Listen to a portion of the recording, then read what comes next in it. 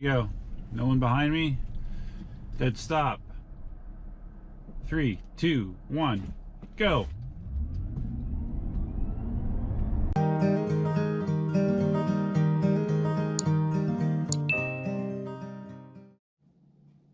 Morning, Duff here. Back for day 2 in the Tesla 85 Signature Series Model S. Just wanted to, I don't know if they all have this or not, but this does have a sunroof. I don't know if all the S's have sunroofs. Maybe they do. The GoPro is actually connected to it right now. So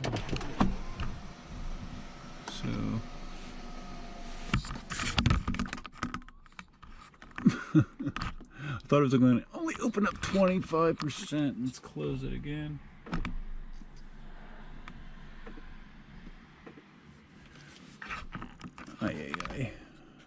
Okay, sunroof open. it got wedged on the damn mount. Let's close it.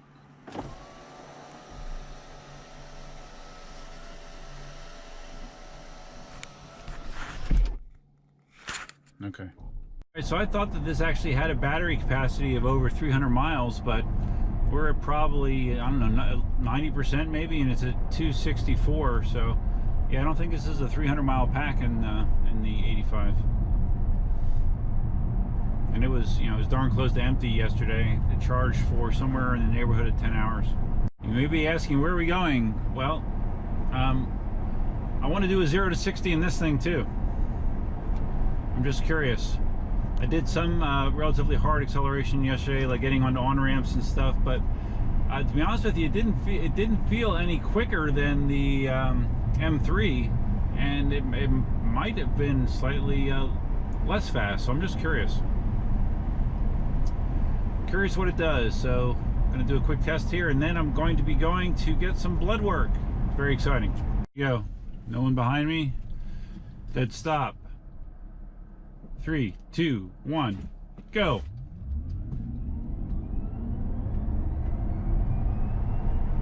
$60.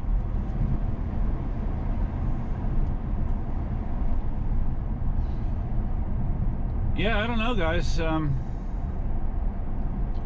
Seat of the pants. It's gonna be interesting to see what the clock says as far as how fast that was. Again, it feels different because it's a bigger vehicle.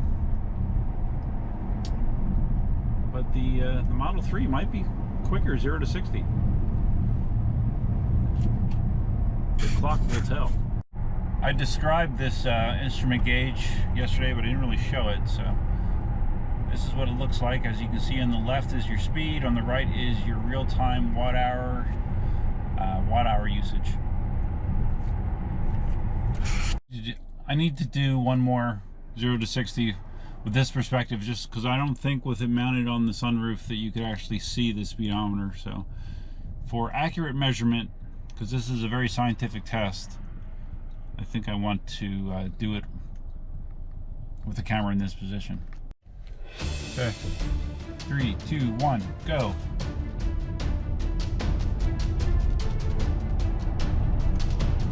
The difference that I feel is once it gets up to 60, it feels like it wants to kind of kick it into second gear and pull even harder. So, maybe if the speed test was to 0 to 80 or 0 to 100, this thing might smoke the M3. I don't know, but we're not gonna go to 100. But I'm pretty sure the this is a single motor vehicle, I believe. I don't think this has dual motors. There's no D designation in the name, so I think it is single motor. But don't quote me on that. One thing I didn't really address was, obviously the car is bigger, but with me, being a bigger guy, I'm 6'3" with very long arms and long legs. I obviously have a lot more space in the Model S. I would say that that overall I feel probably a little bit more comfortable than I do in the 3. I'm not uncomfortable in the 3, but just with some of my dimensions, a car like this definitely gives you a little bit more flexibility. a little bit more room to stretch out. And the driving position, with the Model 3, I kind of feel like I'm kind of, I have my feet sort of flat, or my legs more flat. With this, you're more up like in a chair formation a little bit, and at least for me, it's a little bit more of a comfortable driving position. And yes, for any of you wondering, the Model S does perform quite well in the Dunkin' Donuts ride. Except Dunkin' Donuts is freaking packed. Yeah. All right, I'm gonna have to try to park and go in, I think. All right, got my coffee, and now it's off to the blood draw. This blood draw, those of you that have been subscribers to the channel for a while may be familiar with some of these bizarre, weird health issues that I've been having for about the last year. And the one that's been most annoying is random fatigue I've been having doing, you know, like my normal exercise routine. I notice it the most with running, that I gas, I get very tired quickly. And it also affects other kinds of exercise I do. You know, I go to the gym on a regular basis, and I just have not felt normal for almost a year. I started last summer with my first testing. I've had blood work out the wazoo. I've had CT scans, went to a pulmonologist, all kinds of shit. So my most recent doctor visit was with a endocrinologist. My mom had issues with her thyroid, and my sister also has hypothyroidism. And one of the symptoms of thyroid problems can be fatigue. You know, and my fatigue comes and goes. Sometimes it's worse than others. You know, sometimes I feel really nasty. Basically, the way that I describe it is it's almost like if you tried to exercise when you were sick. Like if you had a cold or the flu or whatever. That's almost what it feels like at times. But other times it feels almost normal. So it kind of comes and goes. But anyways, this endocrinologist, you know, I was hoping he was just going to say, yeah, your thyroid's messed up, and here's some meds to fix it. And based on, I had a thyroid ultrasound done as well. But based on the blood work that he saw, that I had done previously, and the results of the ultrasound on the thyroid, he didn't see anything definitive. So now I'm going for more blood work to test some other thyroid related levels, and also testosterone and a few other things. And although I did have a base thyroid level test done and a testosterone test done already in the past year. So I don't know, sometimes it feels like we're just grasping at straws, and it gets very frustrating. I said in my blog that I'm almost at the point where I just want to say screw it and just, you know, live like this. But it would be nice to identify the source of the problem and correct it if at all possible. Or I might just be old, who knows. All right, blood test is done. I'm one of those people that doesn't react very well to having their blood drawn. I kind of get the sweats, clammy. As the woman was drawing vials, it was a lot of vials. I bet it was at least 7 vials, maybe 8. But she asked me, I think 2 or 3 times, "You doing okay? You doing okay?" I'm like, yep, I'm fine. I mustn't have looked fine. But I have to look away. I can't watch them, you know, actually pulling the blood. I'm not sure what the medical reason is why certain people can deal with that, certain people can't, but it definitely is not a good time for me.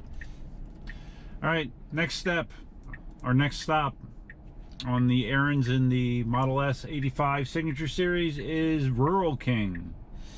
We need to go get some stuff for the chickens. I have arrived at Rural King. With chickens, we are at this place probably every other weekend at least, sometimes every weekend. There always seems to be something that we can get for the birds at Rural King. Don't see too many Teslas here though. All right, I have secured my 50-pound bag of chicken scratch grains, and next stop, Costco. So far the Model S has proved to be a capable errand runner. I would certainly hope so. Huh. I do not know that. That's interesting. Alright, my Costco errand shopping is complete. Going to Costco is always dangerous for me because I always wind up stumbling across something that I might not need crucially, but I wind up buying, and today was another instance of that. I bought a new faucet for the kitchen.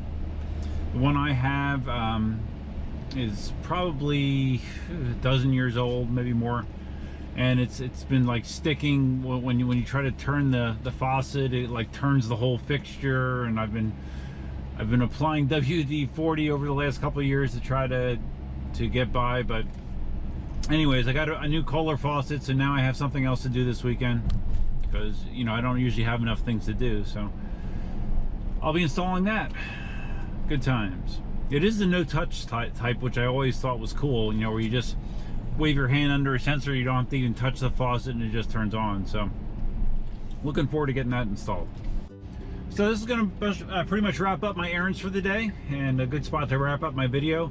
I don't really know how long I'm going to have the Model S. I haven't heard an update from the service center yet. When I talked to them yesterday, they said you know, it could be a couple days, so I don't know if a couple days means it's going to be ready today, it's going to be ready tomorrow.